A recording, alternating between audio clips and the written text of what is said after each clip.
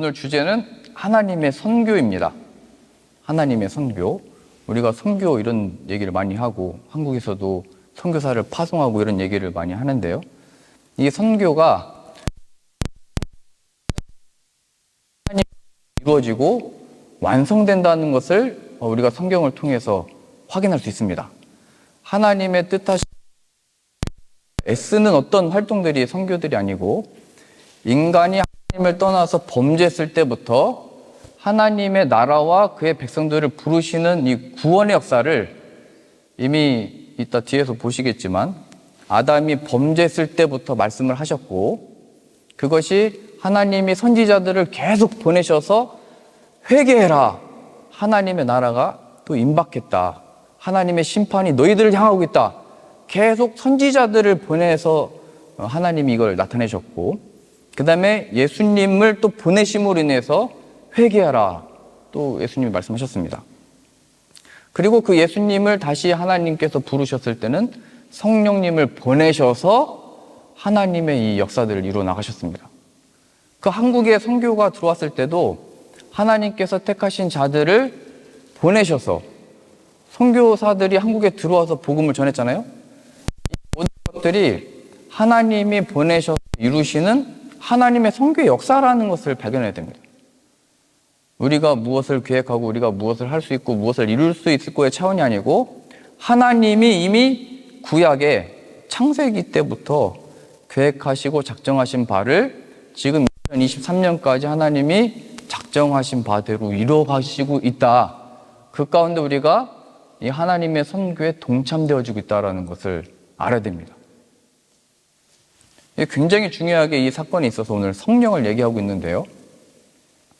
지금 이 제자들로 보자면 성령을 받지 않고서도 얼마든지 부활하신 예수님도 지금 다 본 거거든요. 40일 동안 부활하신 예수님과 함께 또 먹고 마시고 말씀도 듣고 배우고 다 했고 또 3년 전부터 예수님과 함께 지내면서 오병이의 기적도 직접 맛봤고 못 보는 자도 보게 하는 것을 보게 했고 또 못 걷는 자도 걷게 하고 죽은 자도 살리시는 예수님을 다 경험했습니다. 그 정도 되면은 이게 우리도 그런 역사를 다 경험했으면 얼마든지 이제 내가 예수님의 증인으로 하나님의 이 사역자로서 내가 이 사역들을 할 수 있고 야 내가 예수님하고 3년 동안이나 지냈다. 우리 김윤중 청년 아버지께서 독일에서 지냈을 때 차범근 감독하고 같이 룸메이트로 지냈다고 얘기를 했잖아요. 차범근만 만나고 룸메이트만 돼도 막 이렇게 얘기를 하잖아요. 근데 내가 예수님하고 3년 동안 같이 살았다. 이 얘기를 어떻게 감출 수가 있겠어요? 그러니까 제자들은 이미 충분히 예수님과의 그 관계나 무슨 친분이나 그가 하신 일에 대해서 충분히 다 경험을 했고 또 예수님이 잡혀가셨을 때 우리가 얼마나 부인하고 저주하고 떠나버렸는지도 다 고백도 했고 부활하셔서 찾아오셨을 때 회개하고 그 은혜와 감격들을 다 받았으면 충분히 이제 이 사역들을 할 수도 있는데 예수님이 말씀하시기를 기다려라. 성령 받을 때까지 기다려라. 이건 뭔가 우리가 가지고 있었던 경험이나 체험들로서 하나님이 일하시는 게 아니다라는 것을 보여주게 됩니다. 하나님이 부어주시는 성령을 받고 나서야 증인으로 보내신다는 것에 있어서 하나님은 우리가 어렸을 때부터 경험했던 어떤 신앙의 어떤 능력이나 체험이나 어떤 간증들을 일하시는 분이 아니라는 거예요. 성령님을 통해서 일하신다는 것은 이거는 예수 그리스도를 통해 이루는 나의 선교다. 이거를 나타내시는 겁니다. 야, 우리 지금까지 경험했으니까, 야, 우리 부활하신 예수님도 알았으니까 우리 하자. 이렇게 한 게 아니고 뭔가 더 필요했던 겁니다. 그런 경험들과 체험들은 소중했던 것이고 잊어버릴 수 없는 인생에 있어서 가장 좋았던 시절입니다. 그런데 그것으로서 난 일을 안 한다. 이 얘기를 하는 겁니다.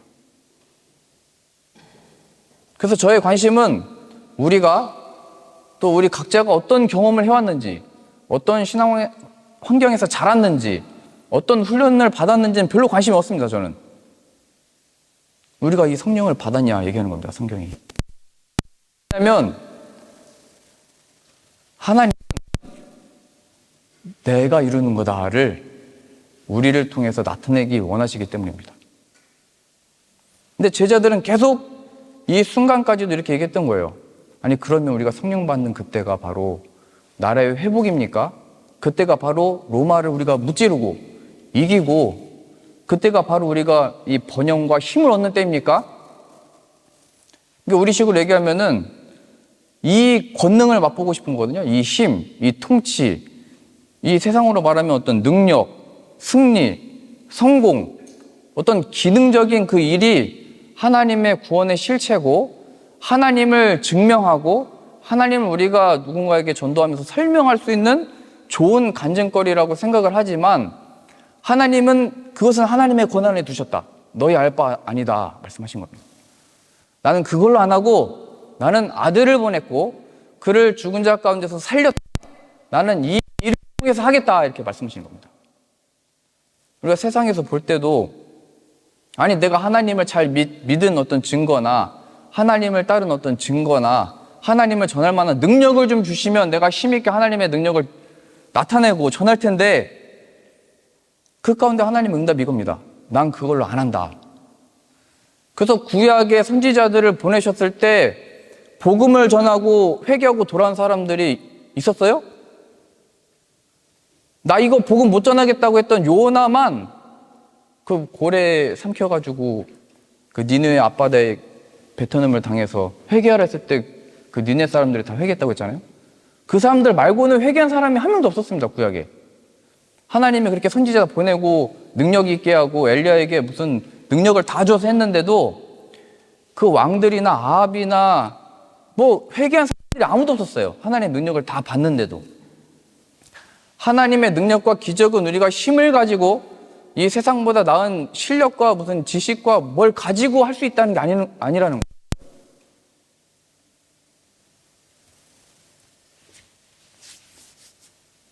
제가 2010년도에 폴란드에 사역을 하러 갔을 때 전도사였습니다. 그 전도사로서 이제 담임자죠, 전도사지만. 담임자로서 이제 교회에서 중요한 걸 해야 되는데 그게 뭐였냐면 세례를 베푸는 것과 성찬을 행하는 거였습니다.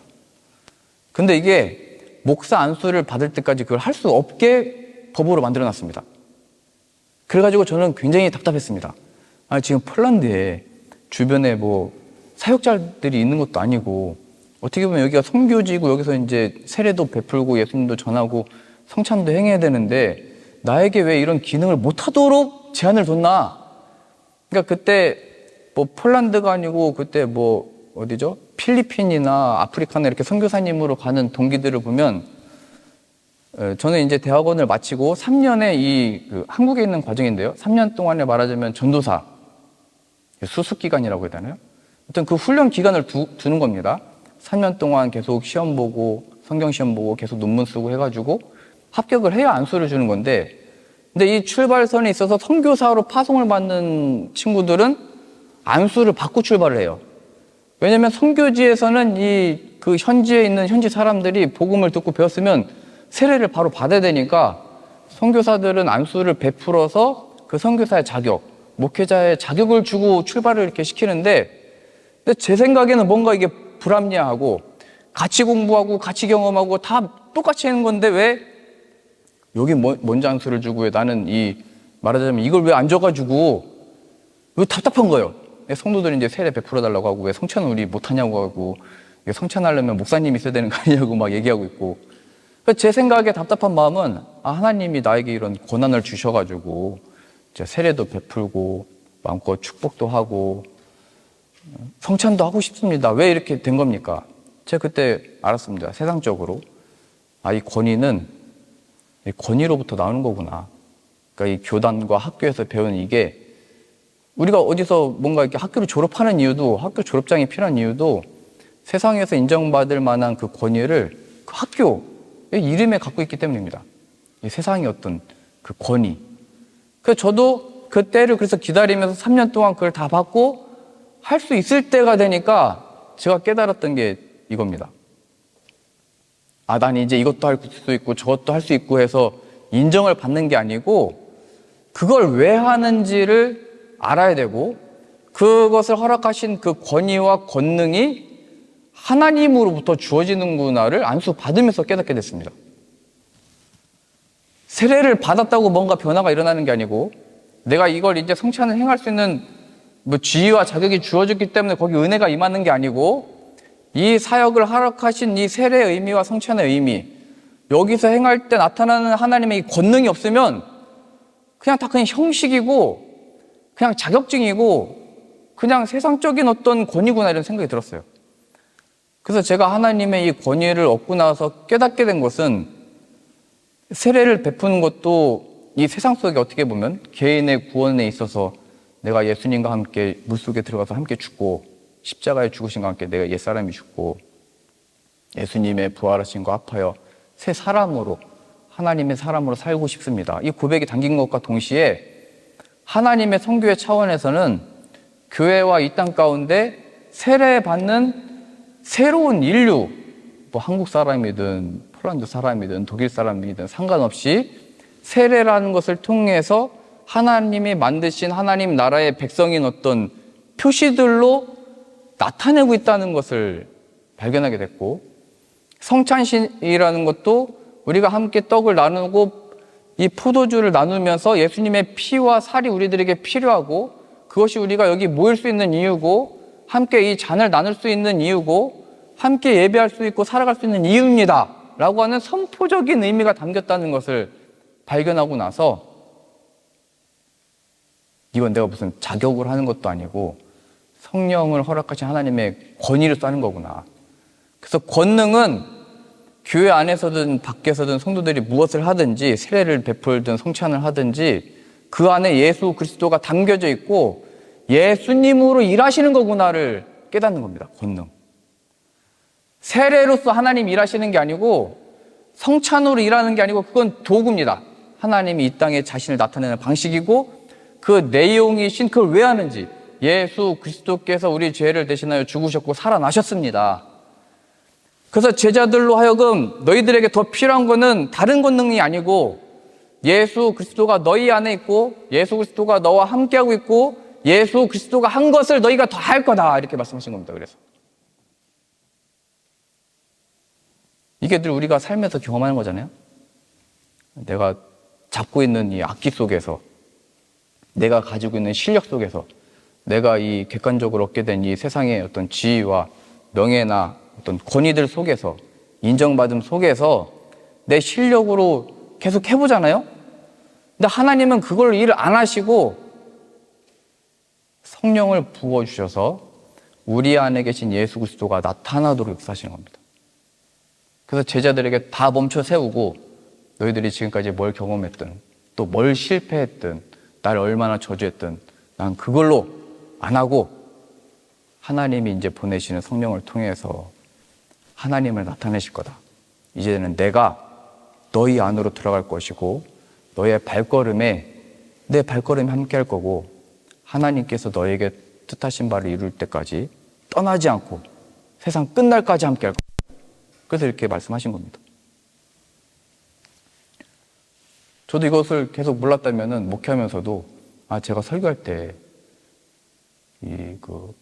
사람들이 눈이 반짝이게 하시고 여기서 권위 있게 모세가 했던 것처럼 사람들이 막 말씀 들으면서도 막 두려워 떨게 하시고 뭐 쓸데없는 능력을 달라고 했겠죠. 저한테 뭐 이렇게 뭐만 하면 다 뭐 축복이 임하고 하나님 막 복이 임하고 마음의 소원들이 다 이루어지고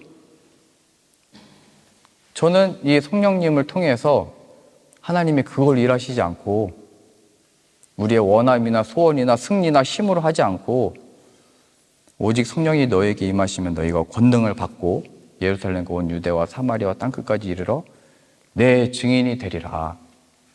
네, 그걸로 저를 세우시고 보내기도 하시고 다시 이렇게 목회지로 보내시기도 하는 겁니다. 우리들에게 각자에게 주어진 문제들과 상황들과 내가 뭐 어떻게 할 수 없는 이 상황들이 계속 펼쳐질 겁니다. 지금 이스라엘 사람들도 지금 상황이 똑같잖아요. 지금 우리에게 필요한 거는 힘입니다. 지금 우리에게 필요한 거는 로마를 무찌를 그 메시아, 그 힘 있는 자가 필요합니다. 그 하나님의 구원의 실체가 바로 그 증거입니다. 이렇게 얘기했는데 나는 예수 그리스도로 일한다 이렇게 말씀하신 겁니다.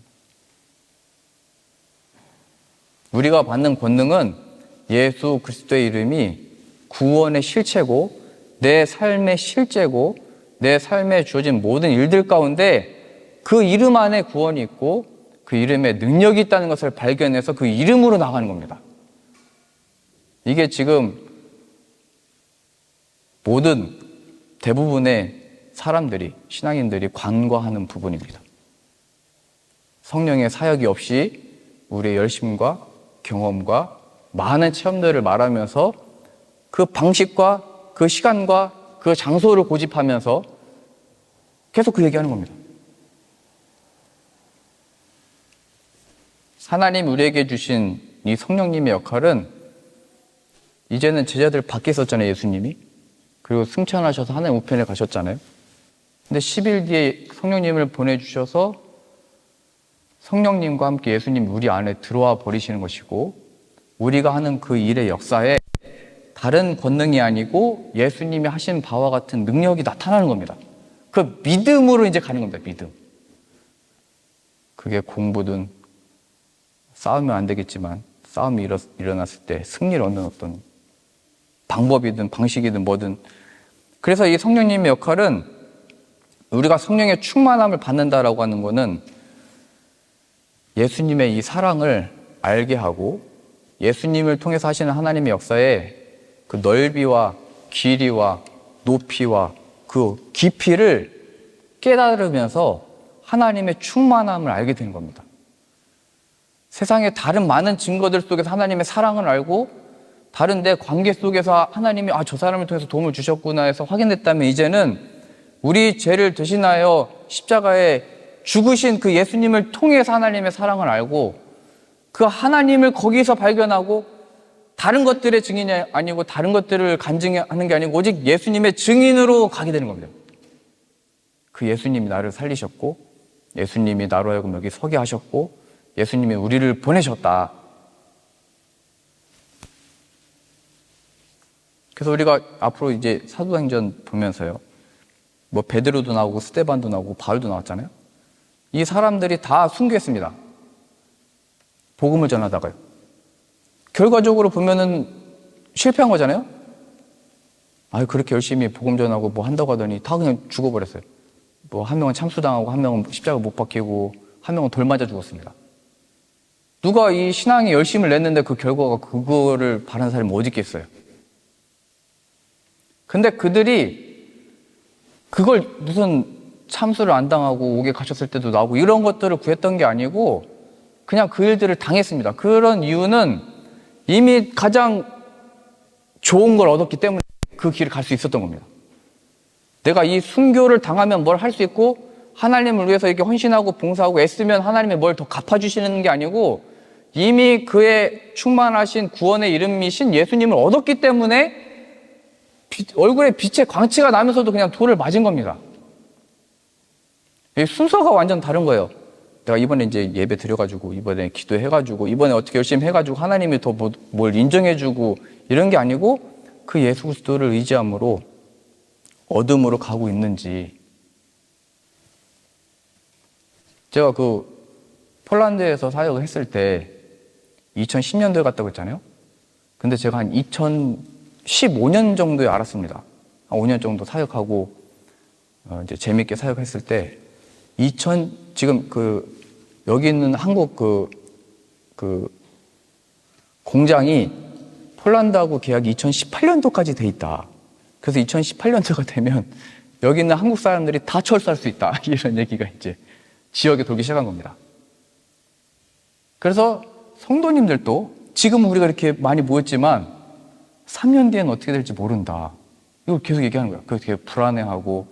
그래서 이제 제가 갔을 때는 이미 한 5년 차 됐기 때문에 한 7년 전부터 더 있었기 때문에 거기 기반이라든지 거기서 이제 새롭게 사업하시는 분이라든지 거기서 이제 이민해서 사시는 분들의 어떤 한인분들을 대상해서 했던 그 모든 게 이제 흔들리는 겁니다. 여기서 계약이 끝나면 공장이 다른 지역으로 옮겨간 사례도 있고 영국에서도 몇 번 있었거든요. 어떤 기업들이 뭐 바르샤바에서 옛날 대우도 그랬잖아요. 장사가 잘 될 때는 막 좋은데 그 회사가 어려워지니까 다 철수해버린 겁니다. 그럼 여기 있던 한인들은 다 떠나고 교회도 다 문을 닫는다. 그래서 좀 날벼락 맞는 느낌이었습니다. 그때까지 저한테 그 얘기해주는 사람이 없었는데 이제 그 계약 기간이 다가오니까 제 마음속에 이게 하나님이 여기서 함께 이거 끝날 수 있는 거구나. 그럼 우리 성도들이 다 떠날 때까지 여기 이제 그 복음 전화를 보내 받았으니까 성도들이 다 떠날 때까지 여기 지키고 있다가 그때 나도 홀가분하게 갈 수 있겠다 이런 마음이 들었습니다.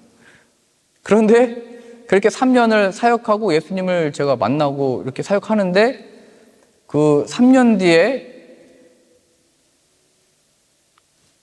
다른 큰 회사로 우리식으로 그냥 얘기하면 들어오게 된 겁니다. 회사가 한 5배로 커져서 한인들 사회도 몇 배로 커져서 막 쏟아 부어져서 들어왔습니다.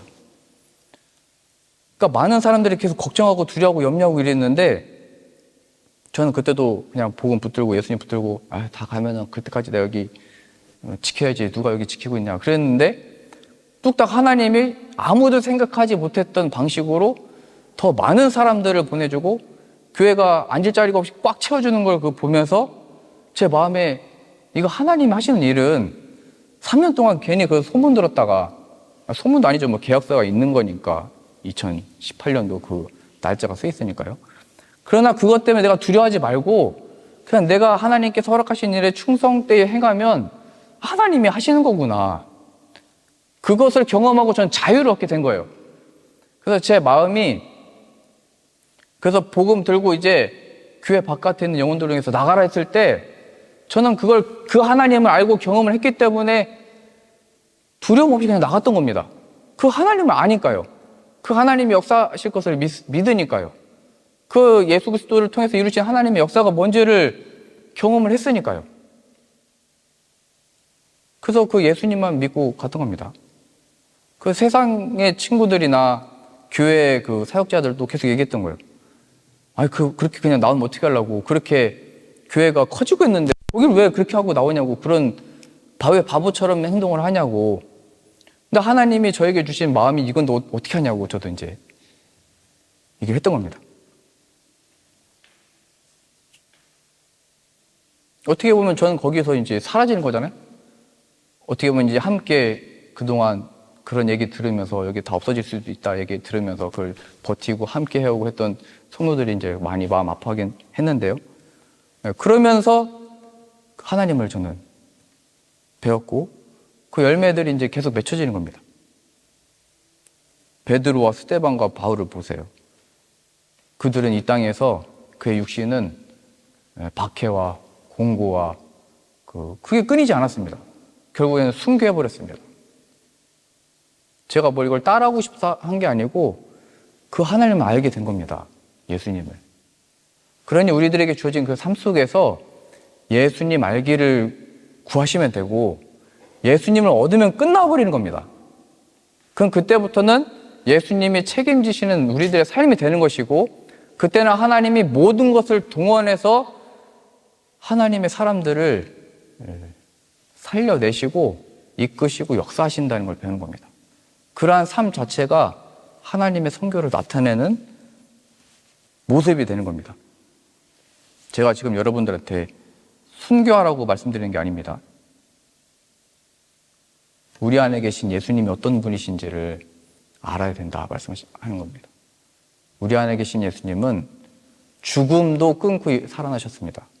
그냥 사망의 권세를 이기셨습니다. 그는 우리를 창조하셨고 이 땅의 모든 통치와 모든 권세를 하나님이 예수 그리스도에게 허락하셨습니다. 그 왕 대신 우리의 주 대신 예수님이 우리 안에 계십니다. 그거를 지금 계속 제가 오늘 그 글에 썼잖아요. 여기 한번 보실래요?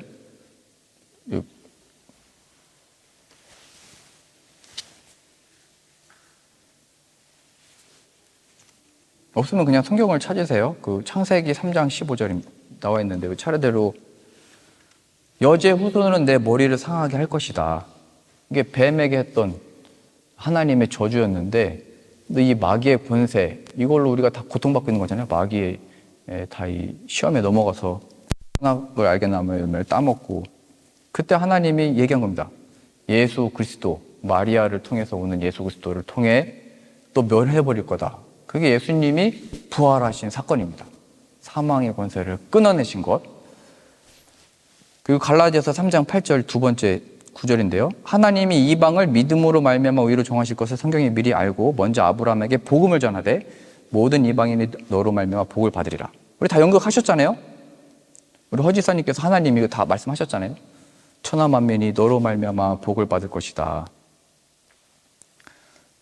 그때 그것을 아브라함에게 이미 복음을 전했다라고 표현되어져 있고, 천하 만민 어떻게 아브라함을 통해서 복을 받나라고 했을 때 그의 후손 가운데 오시는 예수 그리스도, 그래서 복음이라고 표현을 한 겁니다.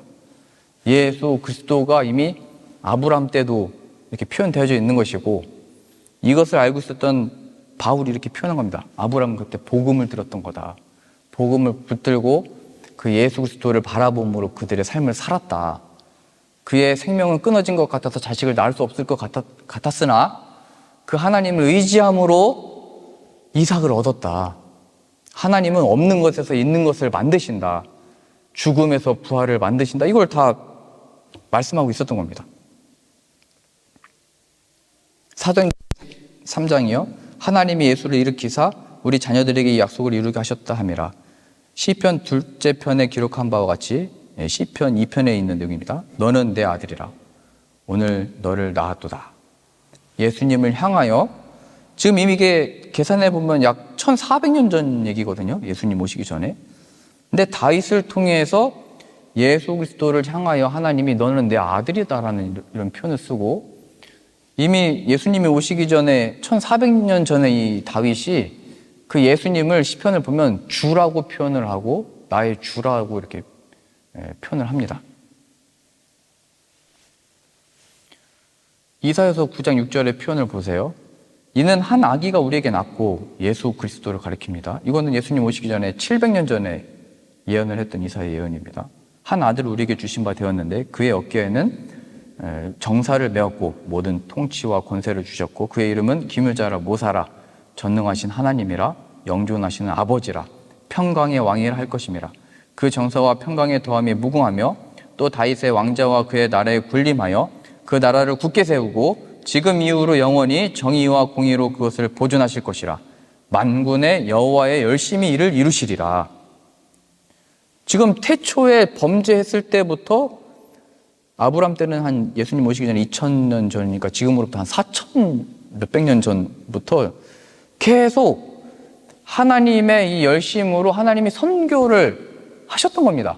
선지자들을 보내고 예수 그리스도를 통한 이 구원의 역사를 이룰 거고, 이 하나님의 나라에 들어갈 백성들을 모을 거고, 이 역사가 이루어지다가 지금으로부터 2000년 전에 예수님이 오셨고 성령을 받았고 2000년이 지난 지금 우리들이 성령을 받아서 이 하나님의 선교에 동참하게 된 겁니다.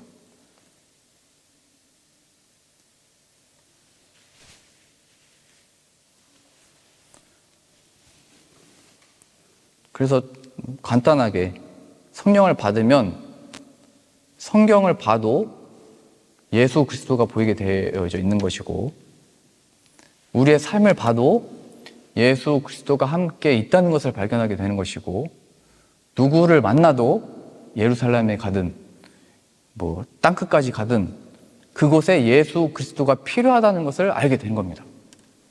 이건 모든 방향이 바뀌는 겁니다. 우리가 힘이 필요하고 능력이 필요하고 해서 뭘 이겨내는 싸움이 아니고, 예수 그리스도가 우리에게 필요하고 예수님의 이름으로 나가는 것이 구원이고, 예수님의 이름으로 나아갈 때 그게 선교구나를 발견하게 되는 겁니다.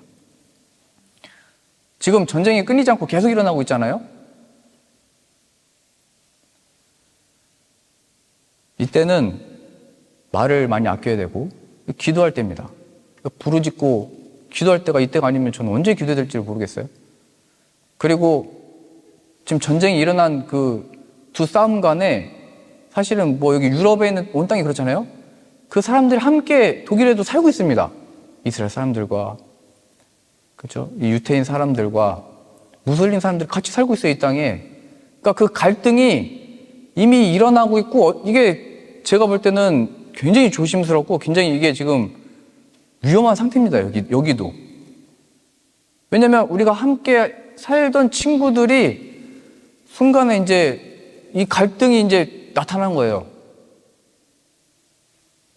그럼 그때 우리들은 말을 아끼고 우리를 긍휼히 여겨주시고 하나님의 자비를 베풀어 주십시오. 예수님이 필요합니다. 그리고 누군가가 우리 교회 다닌다고 하는 우리들에게 물어볼 때 이거 왜 그런 거냐. 항상 전도하고 예전에 한국에서도 막 전도하고 다니면 왜 미국이 왜 이라크에 막 그렇게 막 전쟁 일으키고 왜 그러냐 하나님이 그 하나님의 나라라며 미국이 막 얘기하거든요. 하나님이 전쟁도 못 막고 거기서 예수님이 거기서 안 태어났으면 막 이런 얘기까지 막 다 해요. 그럼 우리는 이게 인류의 역사거든요. 인간이 하나님을 떠나서 자신의 옳은 소견대로 살아갈 때 예수님을 모를 때 일어나는 일이다. 나도 마음이 아프다. 그래서 우리들에게 예수님이 필요하다. 그때가 바로 이렇게 짧게 또 복음을 증거하는 순간이고 그때가 바로 또 우리가 예수님의 증인으로 이 자리에 서 있는 겁니다. 우리가 어디 있다고 더 안전한 게 아니고 어디 있다고 더 그런 거 없습니다. 제가 볼 때는. 그 어디든지 위협이 도사리고 있고 그 어디든지 이런 일이 일어난 겁니다. 성경의 예언에 이게 다 있는 거거든요. 결국엔 이 일들이 다 어디로 향하고 있는 거냐면 믿는 자들이 이제 박해하는 일로 다 연결되어져 있는 겁니다. 법이든 세상의 기근이든 전쟁이든 뭐든지 다 여기로 연결되어져 있습니다. 성경에 다 예언되어져 있는 겁니다. 그럼 우리들은 그 속에서 그것들이 끝나게 해달라고 긍휼을 베풀어 달라고 기도했지만 예수 그리스도가 이 온 땅에 필요합니다. 예수 그리스도 없이 살아가는 이 인생의 결과가 1차 세계대전이고 2차 세계대전이고 모든 것을 개발하고 발전시킨 것 같지만 인간은 하나도 변하지 않았습니다. 그 역사에서 배워야 되잖아요. 인간이 만들어낼 수 있는 게 이거라는 걸 알아야 되잖아요. 인간은 그걸 멈출 수가 없습니다.